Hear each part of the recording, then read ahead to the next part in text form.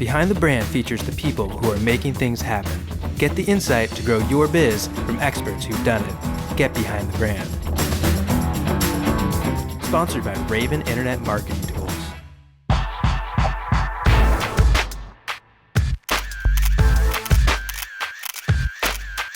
Welcome to Behind the Brand. I'm Brian Elliott.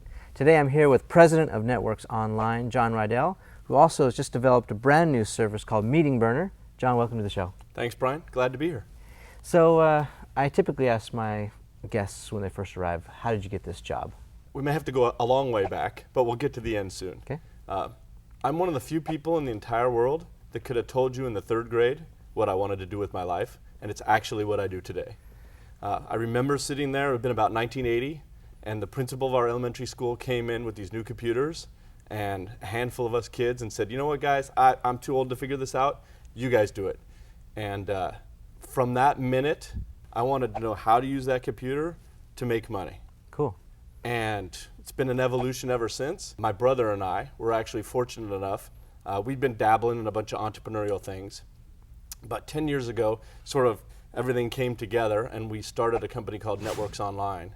And slowly but surely have been building that and growing that up to the point that we do about 10 million in sales now as of today. So Networks is like an online sales platform. Yeah, the core platform of Networks Online is an online CRM.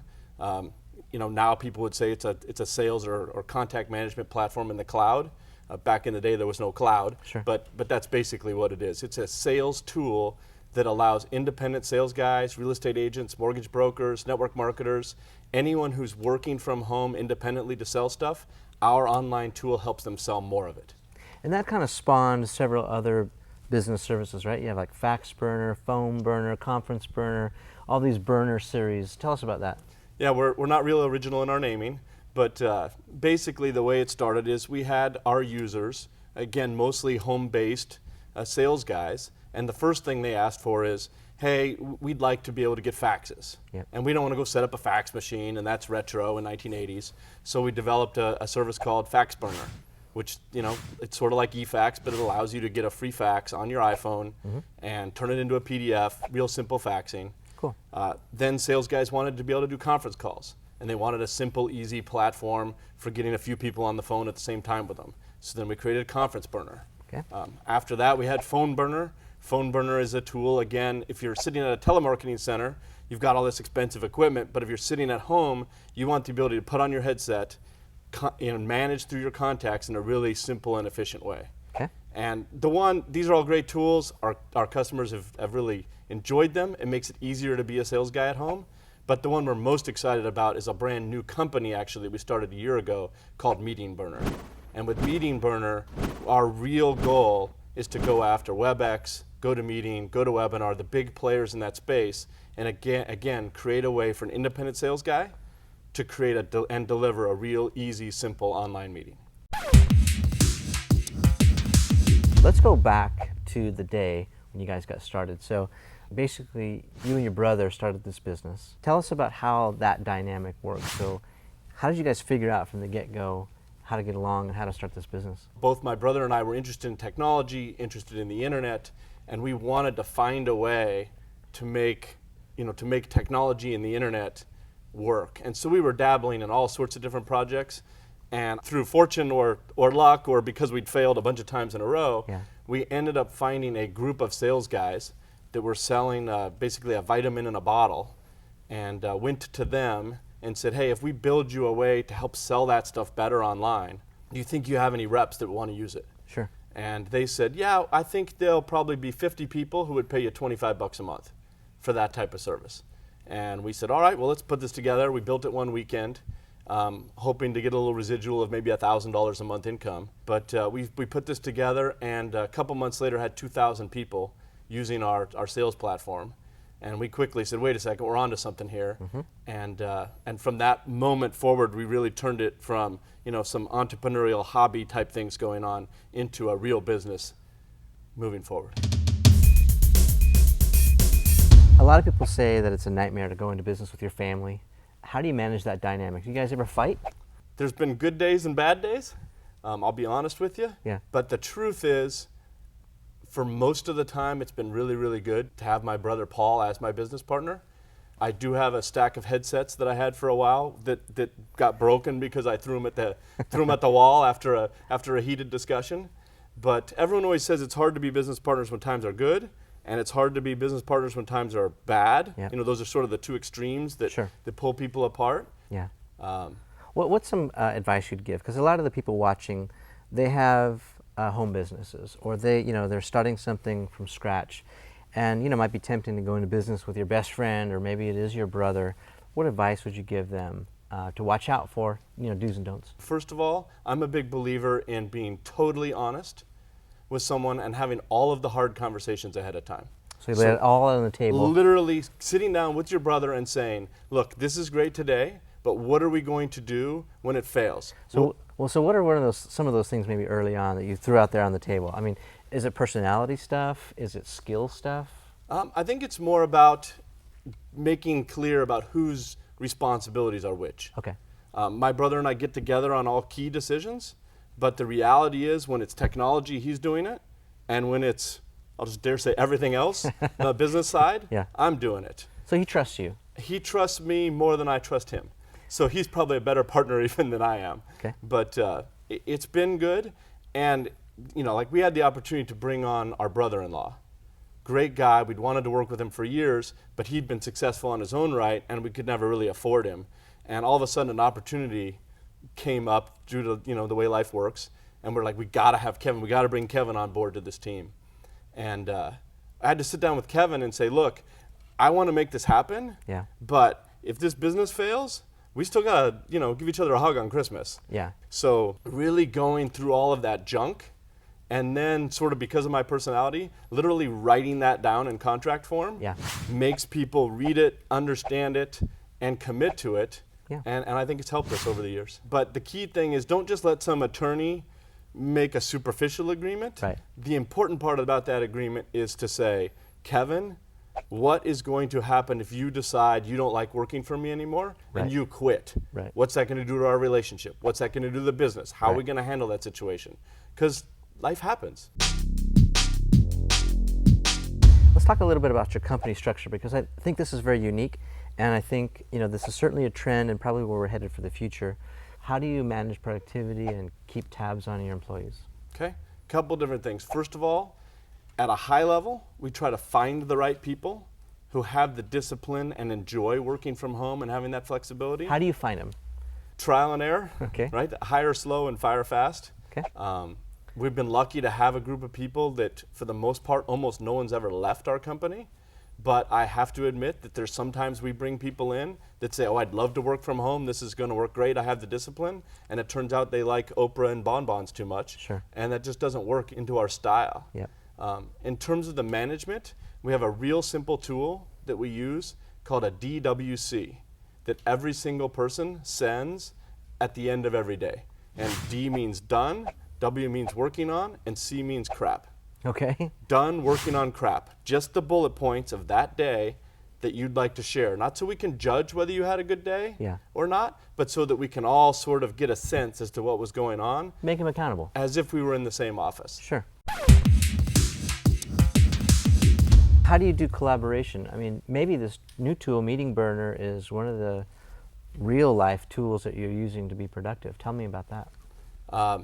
We do use Meeting Burner as a collaboration tool, but we are big believers in having as few meetings as possible. Okay. We try to keep meetings lean. We have an executive team, and we give 45 minutes once a week is the total allotted time for those 7 people to get together and discuss things. Wow. And that makes us focus on what's most important Yeah. to be shared within that team. So you have about 6 minutes apiece. We have about 6 minutes apiece. I love but that. If there's a side project going on, Sure. and 2 people need to go collaborate on it, they'll do it on the phone. They'll use Meeting Burner. They'll share their screen. They'll interact with each other. But the reality is that my sense of most of corporate America is people are spending too much time, wasting time in meetings where Oh, yeah. people aren't paying attention. They're not getting anything out of it. And so with Meeting Burner, one of the things that I bring in terms of a passion is not just to create yet another meeting platform, but to really help people and surround them with the tools that'll help them, I'm going to say, do less meetings. Yeah. But just use the meeting platform when you need to, and for goodness sake, don't get on an airplane unless you really have to. Okay.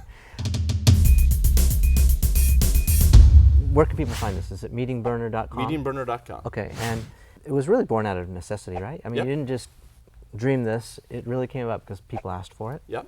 We were spending about $100,000 a year in our core business providing online meeting and webinar services to our customers. Wow, okay. And we're a small business. We've done well, but you get to the end of the year and you have to write another $100,000 check. Sure. And we took a step back, and my brother and I, every year for the last few years, would say, isn't there a way for us to do this ourselves?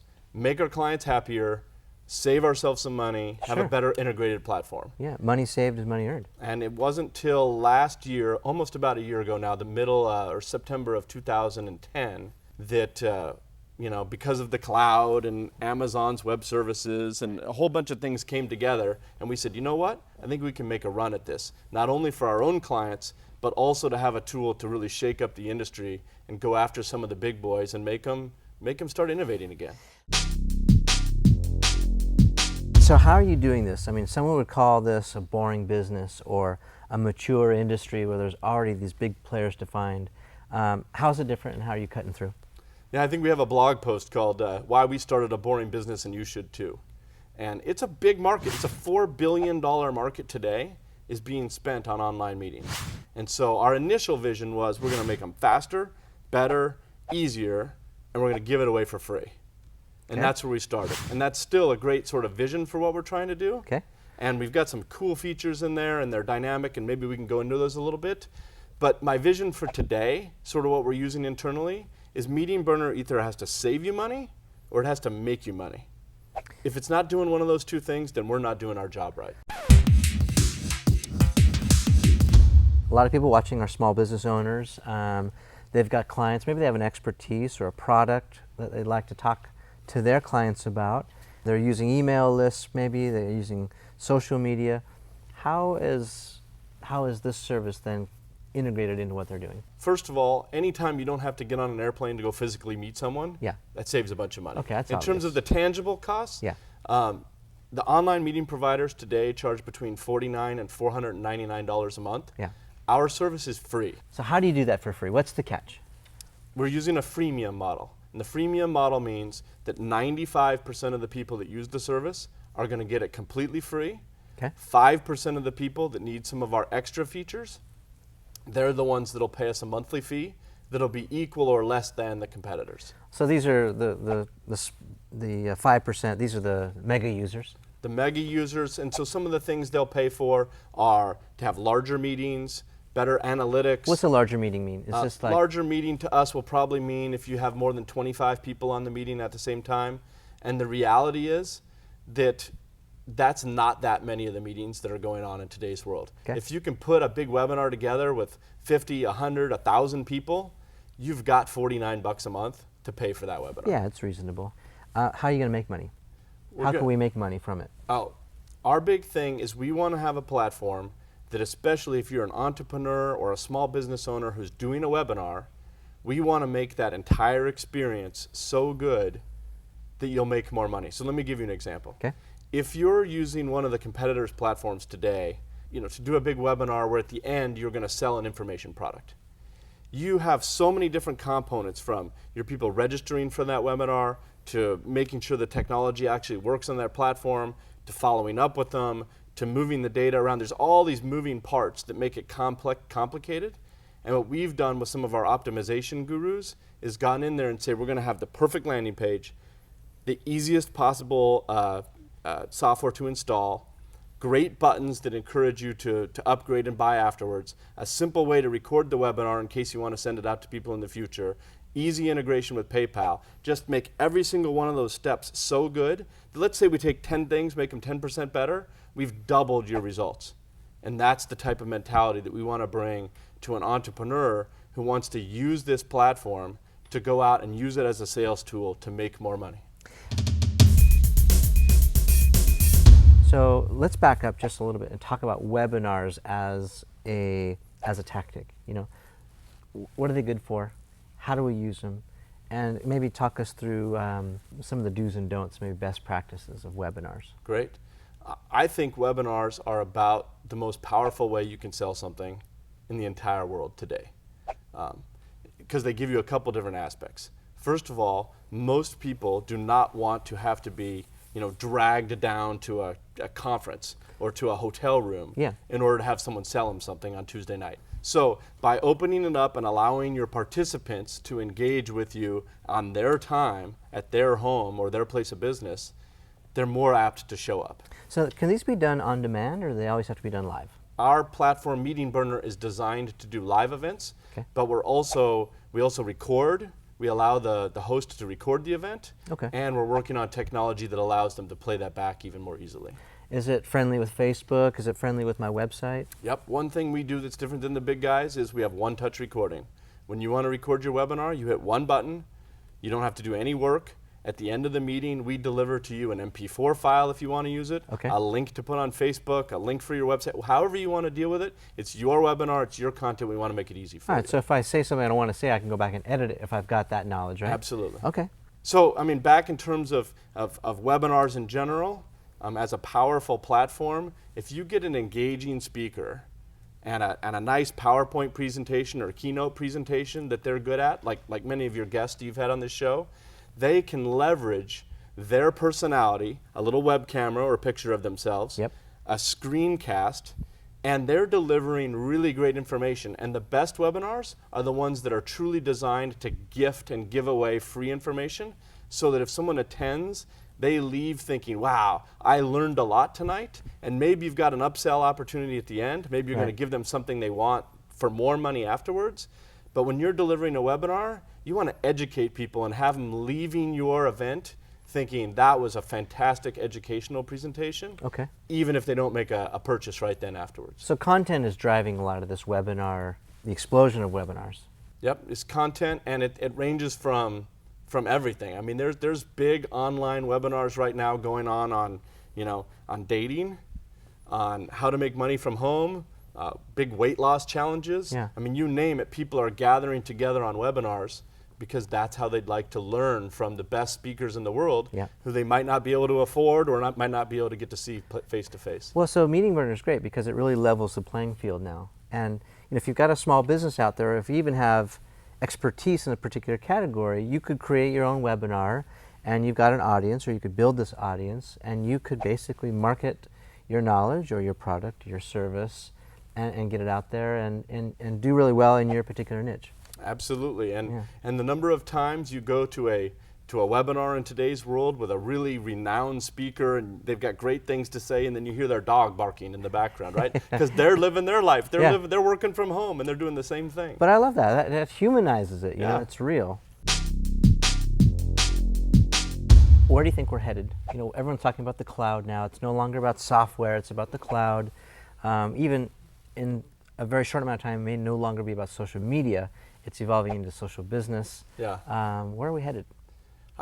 I'm excited. I don't know exactly where we're headed, but I get excited by a couple different things. First of all, the fact that people now really do connect online. Some people say, or used to say, well, if you only emailed your dad, then what relationship would you have with your dad? Well, the reality, for example, my dad and I have a great relationship. We love each other, love to spend time together. But I would never pick up the phone and call him 10 years ago, or maybe we do that once a month. But in today's world, UCLA football is going on and we're texting each other back and forth, and it actually connects people from a human perspective. And then from a business perspective as well, if I want to do business with someone, the whole world's available to me. And with something like LinkedIn, I can go find the perfect expert at some little niche in the world that we happen to need. I can go find just that guy and put him to work on a contract basis to help our team without needing, as you talked about before, a whole campus full of employees sitting there captive. So for a small guy, I can go out and get the resources I need and bring them in. So in terms of a global trend, things are getting cheaper. Online meetings are getting cheaper. Online software is getting cheaper. The cloud makes it all sort of easier and more obtainable for everyone. So it's going to be competitive, but people are just going to use that infrastructure and stuff to change the world and make it better. All right, so what are some parting words of wisdom you'd give for people who are starting their own business, or like you're creating this new service in a very mature industry? What are your words of advice? First thing I'd say is do something you love. If you're thinking about going out on your own, it's a lot of work. And it's there's gonna be days when you're laughing, days when you're crying, days when you're frustrated. Have a passion deep down for what it is that you're doing. Otherwise, it's just not worth the time. How do you know when to give up, right? When you're trying to make it happen, but it's just not happening. How do you know how long to give it? One of the things we tried to use is called a phased approach to things. Okay. So rather than going and building a one-year project and hoping someone will buy it in the end, we break things down into little phases. Okay. Even with Meeting Burner. The very first release of Meeting Burner was so pathetic, but it didn't matter because we wanted to get it in people's hands Yep. and get their reaction to it and make sure that we were on a path. Okay. We could have gone away and spent 5 years in a lab building Meeting Burner, and the whole world would have changed by the time we were even done. So do things quickly and iterate and see, eventually you have to ask someone, will you pay for this? Yeah. And if you can't get anyone to say yes, fail quickly, right? Move on to something else. But don't give up on your dream, right? It's hard. There's days when you're going to be discouraged, and I would never want to tell someone to give up on their dreams too quick. Right. In terms of going after the big guys like we are with Meeting Burner, I don't think entrepreneurs realize always when they're small what a great advantage it is to be small.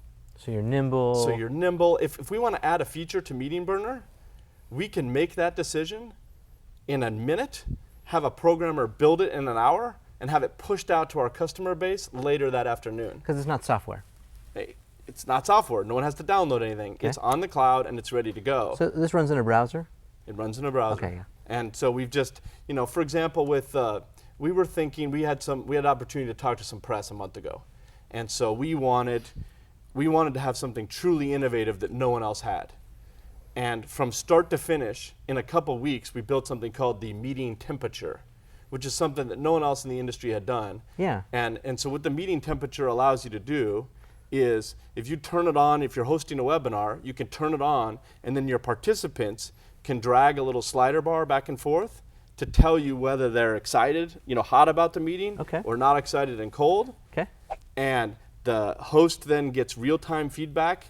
If you're presenting to an audience, you could see whether they're all going to the bathroom and bored. Yeah. You can't do that on an online meeting. Well, I'm excited about this because, Facebook has the like button, Google Plus has the +1.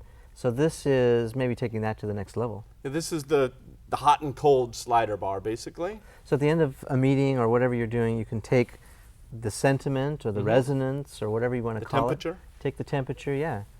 And So, it's all, yeah.